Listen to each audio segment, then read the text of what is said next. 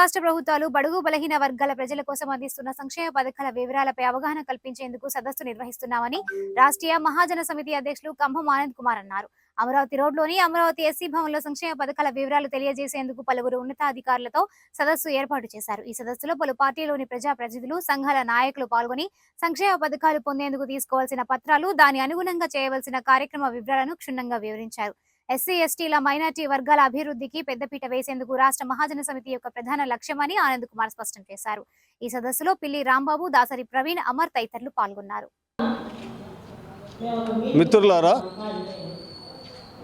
పాత్రికేయ మిత్రులారా, మీ అందరికి కూడా సామాజిక విప్లవాభినందనలు తెలియజేస్తున్నాను. నా పేరు కంభం ఆనంద్ కుమార్, రాష్ట్రీయ మహాజన సమితి వ్యవస్థాపక అధ్యక్షుడిని. మా వైస్ ప్రెసిడెంటు పిల్లి రాంబాబు, కంతేటి కోటేశ్వరరావు జిల్లా అధ్యక్షుడు, ఇంకా బండి అమరు, మా నాయకులు దాసరి ప్రవీణ్ కుమార్, వెంగళరావు, మరి అశోకు, ఇంకా గోళ్లపూడి జోజిబాబు, ఇలా మా కమిటీ సభ్యులందరం కలిసి ఈ యొక్క అవగాహన సదస్సుని పెట్టడంలో ప్రధానమైన ఉద్దేశం ఏంటంటే, కేంద్ర రాష్ట్ర ప్రభుత్వాలు అమలు చేస్తున్నటువంటి సబ్సిడీ రుణాలు, సంక్షేమ పథకాలు ఏవైతే ఉన్నాయో గ్రాస్ రూట్ లెవెల్లో గ్రామీణ ప్రాంతాల్లో మురికివాడల్లో ఉన్న నిరుపేదల వరకు చేరట్లేదు. బ్యాంకులంటే అవేవో మాయి కాదులే, ఎవరో పెద్ద పెద్ద కోటీశ్వర్లు, వ్యాపారస్తులని మా జనం అనుకుంటున్నారు. వాస్తవంగా ఉప్పు, పప్పు, చింతపండు, బియ్యం, కిరసనాయలో లేకపోతే సబ్బులో, నూనెలో కొంటే ప్రతి వస్తువు మీద, ప్రతి దాని మీద రూపాయి పన్ను మనం కడుతున్నాం. ఈ పేద వర్గాలు కోటాను కోట్ల మంది కట్టిన ఈ పన్నుల డబ్బు ఏదైతే ఉందో ఆ డబ్బునే బ్యాంకుల్లో డిపాజిట్ చేస్తుంది ప్రభుత్వం. ఎందుకు చేస్తుంది? ఏదైతే పన్నుల రూపంలో పేదవాళ్ళు కట్టిన డబ్బు ఏదైతే ఉందో అది తిరిగి పేద ప్రజల సంక్షేమానికి వాడమని దాని ఉద్దేశం.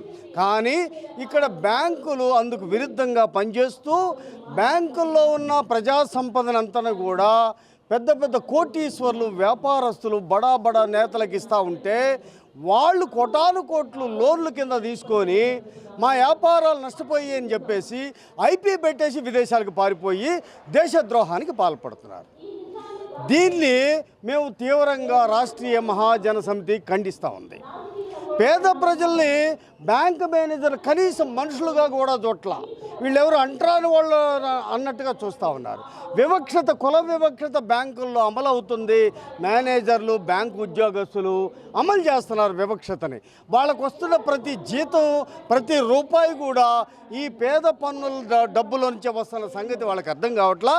మా రాష్ట్రీయ మహాజన సమితి దీన్ని పేద ప్రజల్లో చైతన్యం తీసుకొచ్చి బయట చక్ర వడ్డీలు, బారు వడ్డీలు, మీటర్ వడ్డీలు తీసుకొని జీవితాలు నాశనం చేసుకోవద్దు.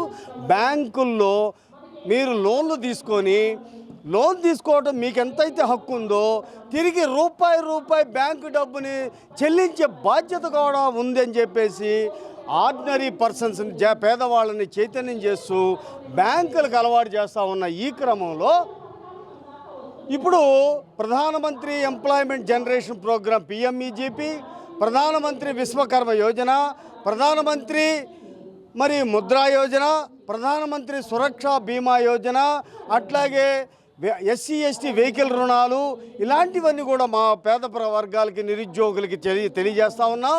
అదేవిధంగా గత ప్రభుత్వం, వైసీపీ ప్రభుత్వంలో SC ST BC కార్పొరేషన్ల, మైనార్టీ కార్పొరేషన్ని నిర్వీర్యం చేసిన జగన్మోహన్ రెడ్డి మా డబ్బు తీసుకెళ్ళి ఆయన సొంత పథకాలు వాడుకొని 5 సంవత్సరాల పాటు మాకు అన్యాయం చేశాడు.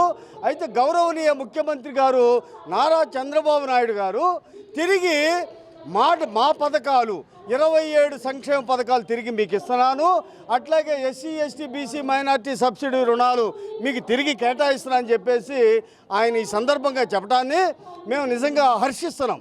అభినందనీయం. ఇది మా పథకాలు మాకు ఇవ్వడానికి ఎప్పుడో 60 ఏళ్ళ నుంచి ఉన్నటువంటి SC ST BC కార్పొరేషన్ రద్దు చేసే హక్కు, దమ్ము, ధైర్యం ఎవరికీ లేదు. అంత సాహసం చేసిన జగన్మోహన్ రెడ్డిని ఘోరంగా ఓడించి ఇంటికి పంపించాం మేమంతా కలిసి.